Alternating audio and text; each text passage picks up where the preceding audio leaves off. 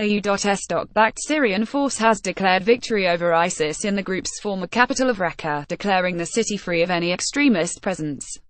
At a press conference held inside the city, Friday, the Kurdish-held force known as the Syrian Democratic Forces formally handed over administration of the city in northern Syria to a council made up of local officials and tribal leaders.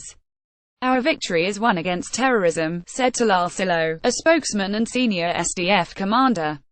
The press conference was held inside the city's sports stadium, which ISIS militants had turned into a huge prison where they incarcerated and tortured their opponents. Silo urged the international community and aid organizations to assist with the city's reconstruction. SDF commanders first declared the city liberated from ISIS earlier this week.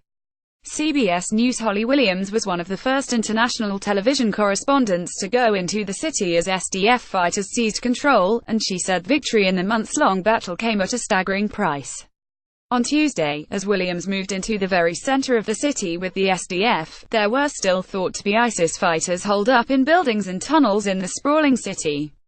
A spokesman for the US-led military coalition battling ISIS said later Tuesday that there were an estimated 100 members of the militant group still in Raqqa, even if all the extremists were killed or captured by Friday, as the SDF claimed. Williams said earlier in the week that it could still take months before Raqqa is finally cleared of all the explosives they left behind.